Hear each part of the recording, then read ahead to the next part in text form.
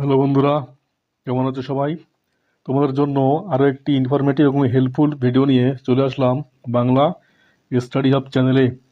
আজকের এই ভিডিওতে আমরা উচ্চ মাধ্যমিক শিক্ষা সংক্রান্ত দ্বাদশ শ্রেণীর শিক্ষাবিজ্ঞান অর্থাৎ এডুকেশনের থার্ড সেমিস্টারের জন্য শেষ চ্যাপ্টার অর্থাৎ অন্তর্ভুক্তিমূলক শিক্ষা এবং ইতিবাচক মনোবিজ্ঞান নিয়ে 70টি অত্যন্ত গুরুত্বপূর্ণ প্রশ্ন আলোচনা করব।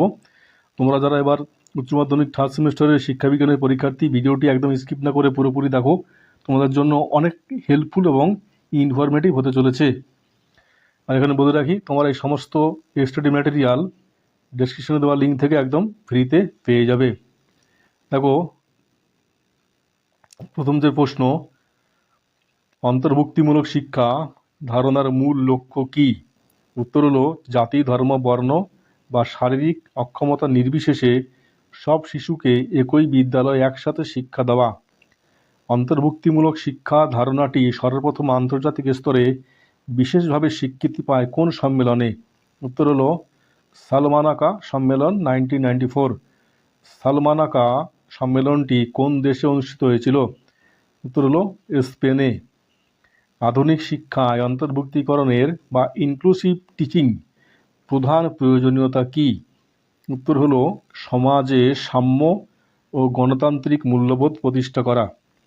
অন্তর্ভুক্তিমূলক বিদ্যালয়ে সাধারণ ও বিশেষ চাহিদা সম্পন্ন শিশুদের একসাথে শিক্ষাদানের প্রধান কৌশল কোনটি? উত্তর হলো সহযোগী শিখন বা কোঅপারেটিভ লার্নিং। পিয়ার টিউটরিং বা সহপাঠী শিখন কৌশলটি কোন ধরনের শিক্ষায় অত্যন্ত কার্যকর? উত্তর হলো অন্তর্ভুক্তিমূলক শিক্ষা। অন্তর্ভুক্তিমূলক শিক্ষার একটি প্রধান বাধা বা অন্তরায় কোনটি? উত্তর হলো সমাজে ও বিদ্যালয়ে কুসংস্কার এবং নেতিবাচক দৃষ্টিভঙ্গি। অন্তর্ভুক্তিমূলক শিক্ষায় পাঠ্যক্রম কেমন হওয়া উচিত? উত্তর হলো নমনীয় ও শিক্ষার্থীর প্রয়োজন ভিত্তিক অর্থাৎ flexible. Universal design for learning বা ইউডিএল ধারণাটি কোন শিক্ষার সঙ্গে যুক্ত? উত্তর হলো অন্তর্ভুক্তিমূলক শিক্ষা। অন্তর্ভুক্তিমূলক বিদ্যালয়ের পরিকাঠামো কেমন হওয়া উচিত? উত্তর হলো বাধামুক্ত এবং র্যাম্প ও হুইল চেয়ার সুবিধাযুক্ত। অন্তর্ভুক্তিকরণের মূল কথা হলো, উত্তর হলো বৈচিত্র্যকে উদযাপন করা এবং গ্রহণ করা। অন্তর্ভুক্তিমূলক শ্রেণীকক্ষে শিক্ষকের ভূমিকা কেমন হওয়া উচিত? উত্তর হলো সহানুভূতিশীল, সংবেদনশীল এবং সহায়তাকারী বা ফ্যাসিলিটেটর। ব্যতিক্রমী বা বিশেষ চাহিদা সম্পন্ন শিশুদের শিক্ষা যে উপবিভাগটা আছে সেখান থেকে কি কি প্রশ্ন আসতে পারে দেখো। তোমাদের এখানে আরেকবার বলে রাখি, উচ্চ মাধ্যমিক শিক্ষা সংসদের থার্ড সেমিস্টার এডুকেশন বিষয়ের সমস্ত প্রশ্ন উত্তর সমস্ত অধ্যায় ভিত্তিকভাবে আমাদের চ্যানেলে দেওয়া আছে। তোমরা চ্যানেলের প্লেলিস্টে গিয়ে সেখান থেকে সহজেই ডাউনলোড করে নিতে পারবে এবং বাড়িতে পড়তে পারবে। দেখো, পরের প্রশ্ন, CWSN এর পুরো নাম কি? উত্তর হলো চিলড্রেন উইথ স্পেশাল নিড। ব্যতিক্রমী শিশু বলতে কাদের বোঝায়? উত্তর হলো যারা সাধারণ শিশুদের চেয়ে শারীরিক ও মানসিকভাবে উল্লেখযোগ্যভাবে আলাদা। দৃষ্টিহীন শিশু বা ভিজুয়ালি ইম্প্যারেড দৃষ্টিহীন শিশুদের শিক্ষার প্রধান সমস্যা কোনটি? উত্তর হলো দৃশ্যগত উদ্দীপক গ্রহণ এবং পরিবেশের অভিযোজনের সমস্যা। ব্রেল পদ্ধতি কি আবিষ্কার করেন? অত্যন্ত গুরুত্বপূর্ণ, লুই ব্রেল। ব্রেল পদ্ধতিতে লেখার জন্য কয়টি বিন্দু ব্যবহার করা হয়? এটা অত্যন্ত গুরুত্বপূর্ণ, উত্তর হলো 6টি বিন্দু। লুই ব্রেল কত সালে ব্রেল পদ্ধতি আবিষ্কার করেন? উত্তর হলো 1829 সালে। ব্রেল লেখা হয় কোন দিক থেকে কোন দিকে? এটাও অত্যন্ত গুরুত্বপূর্ণ প্রশ্ন, ডান দিক থেকে বাঁ দিকে। আংশিক দৃষ্টিহীন শিশুদের পড়াশোনার জন্য কোন ধরনের শিখন সামগ্রী ব্যবহার করা উচিত? উত্তর হলো বড় হরফে ছাপা বই বা আতশ কাঁচ। দৃষ্টিহীন শিশুদের শিক্ষার ক্ষেত্রে টকিং বুক কোন ধরনের শিক্ষণ সামগ্রী? উত্তর হলো শ্রুতিগত। দৃষ্টিহীন শিশুদের জ্যামিতি ও গণিত শেখানোর জন্য ব্যবহৃত একটি বিশেষ যন্ত্রের নাম কি? উত্তর হলো টেলর ফ্রেম। দৃষ্টিহীন ব্যক্তিরা কোন ইন্দ্রিয়ের সাহায্যে ব্রেইল পাঠ করেন? উত্তর হলো স্পর্শেন্দ্রিয় বা ত্বক। নিচের কোনটি দৃষ্টিহীন শিশুদের জন্য আধুনিক প্রযুক্তিভিত্তিক শিক্ষণ সামগ্রী? উত্তর হলো স্ক্রিন রিডিং সফটওয়্যার, যেমন JAWS। ভারতে দৃষ্টিহীনদের জন্য জাতীয় সংস্থা কোথায় অবস্থিত? উত্তর হলো দেরাদুনে।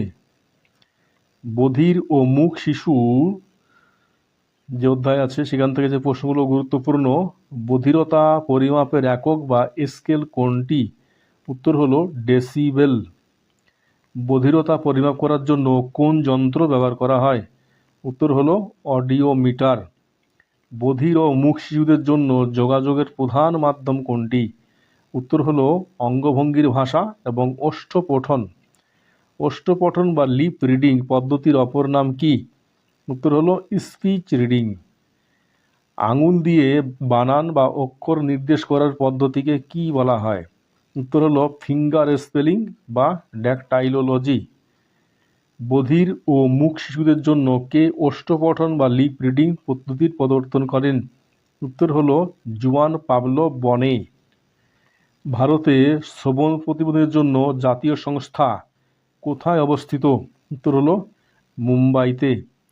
সম্পূর্ণরূপে বধির শিশুদের ভাষা শিক্ষার জন্য নিচের কোনটি সবচেয়ে বেশি ব্যবহৃত হয়? উত্তর হলো ইশারা বা অঙ্গভঙ্গির ভাষা। যেসব শিশু আংশিক বধির তাদের শ্রেণীকক্ষে শিক্ষার জন্য কোন ব্যবস্থা নেওয়া উচিত?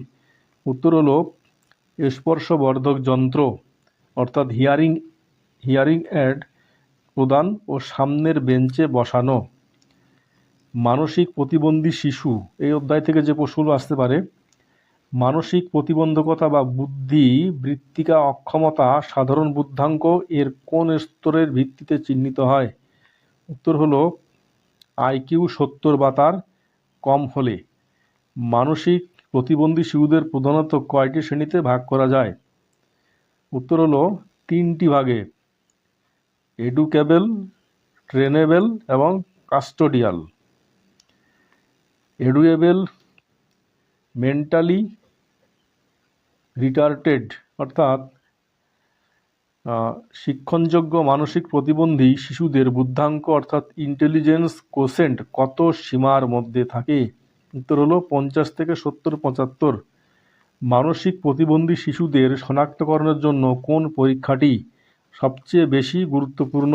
উত্তর হলো বুদ্ধির অভীক্ষা বা ইন্টেলিজেন্স টেস্ট এবং অ্যাপটিটিউড বিহেভিয়ার অ্যাসেসমেন্ট। মানসিক প্রতিবন্ধী শিশুদের শিক্ষাদানের প্রধান পদ্ধতি হলো উত্তর হলো টাস্ক অ্যানালিসিস বা ছোট ছোট অংশে ভেঙে কাজ শেখানো। মানসিক প্রতিবন্ধী শিশুদের স্বনির্ভর করার জন্য কোন ধরনের শিক্ষার ওপর সবচেয়ে বেশি জোর দেওয়া উচিত? উত্তর হলো জীবন কুশলতা এবং বৃত্তিমূলক শিক্ষা। ভারতে মানসিক প্রতিবন্ধীদের জন্য জাতীয় সংস্থা কোথায় অবস্থিত? উত্তর হলো সেকেন্দ্রাবাদ। মানসিক প্রতিবন্ধী শিশুদের আচরণ সংশোধনের জন্য কোন মনস্তাত্ত্বিক পদ্ধতি ব্যবহার করা হয়? উত্তর হলো বিহেভিয়ার মডিফিকেশন বা আচরণ পরিবর্তন কৌশল। পরের যে উপবিভাগ আছে ইতিবাচক মনোবিজ্ঞান। দেখো প্রশ্ন, ইতিবাচক মনোবিজ্ঞান এর জনক বা মুখ্য প্রবক্তা কাকে বলা হয়? উত্তর হলো মার্টিন সেলিগম্যান। ইতিবাচক মনোবিজ্ঞানের মূল আলোচ্য বিষয় কী ছিল? উত্তর হলো মানুষের গুণাবলী, শক্তি, সুখ ও মানসিক সুস্থতা এইসব নিয়ে। মার্টিন সেলিগম্যানের মতে জীবনকে সার্থক ও সুখী করার জন্য যে পারমা মডেল রয়েছে তার পি অক্ষরের অর্থ কী? উত্তর হলো পজিটিভ ইমোশনস। পারমা মডেলে আর অক্ষরটি কি নির্দেশ করে? উত্তর হলো রিলেশনশিপ। আধুনিক শিক্ষাবিজ্ঞানে ইতিবাচক মনোবিজ্ঞানের প্রধান ভূমিকা কী? উত্তর হলো শিক্ষার্থীর মানসিক সুস্থতা ও সুপ্ত সম্ভাবনার বিকাশ ঘটানো। মানসিক স্থিতিস্থাপকতা বা রেজিলেন্স বলতে কী বোঝায়? উত্তর হলো কঠিন বা প্রতিকূল পরিস্থিতি কাটিয়ে উঠে পুনরায় স্বাভাবিক অবস্থায় ফিরে আসার ক্ষমতা। বিদ্যালয়ে একটি ইতিবাচক পরিবেশ গঠনে শিক্ষকের কোন গুণটি সবচেয়ে বেশি জরুরি? উত্তর হলো সহানুভূতি, প্রশংসা ও শিক্ষার্থীদের উৎসাহিত করার ক্ষমতা। শিক্ষার্থীর মানসিক সুস্থতা বৃদ্ধির একটি প্রধান উপায় হলো সহপাঠক্রমিক কার্যাবলী ও খেলাধুলার অংশগ্রহণের সুযোগ দেওয়া। ইতিবাচক মনোবিজ্ঞানের দৃষ্টিভঙ্গি অনুযায়ী শিক্ষার্থীরা কোন বিষয়ের ওপর বেশি জোর দেওয়া উচিত? উত্তর হলো তার শক্তি ও ইতিবাচক বৈশিষ্ট্যগুলির ওপর। ফ্লো ধারণার প্রবক্তাকে, যা ইতিবাচক মনোবিজ্ঞানের একটি গুরুত্বপূর্ণ অংশ? উত্তর হলো মিহালি চিকসেন্ট। শিক্ষার্থীর জীবনে আশাবাদ বাড়ালে কি সুফল পাওয়া যায়? উত্তর হলো মানসিক চাপ কমে এবং আত্মবিশ্বাস বৃদ্ধি পায়। মানসিক সুস্থতা বজায় রাখার জন্য বিদ্যালয়ে কোন ধরনের প্রোগ্রাম বা কাউন্সেলিংয়ের আয়োজন করা উচিত? উত্তর হলো মানসিক স্বাস্থ্য সচেতনতা ও স্ট্রেস ম্যানেজমেন্ট। দেখো পরের যে প্রশ্নগুলো, RPWD আইন 2006-2016 অনুযায়ী ভারতে প্রতিবন্ধকতার কয়টি প্রকারকে স্বীকৃতি দেওয়া হয়েছে? উত্তর হলো 21টি। অন্তর্ভুক্তিমূলক শিক্ষার সপক্ষে প্রথম আইনি পদক্ষেপ বা জাতীয় শিক্ষানীতি কোনটি ছিল?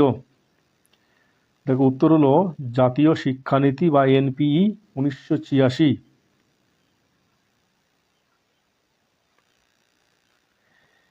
বিশেষ শিক্ষা মূলত কাদের জন্য তৈরি?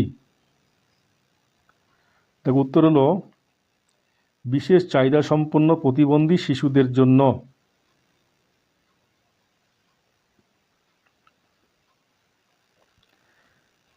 সমষ্টিগত শিক্ষা বা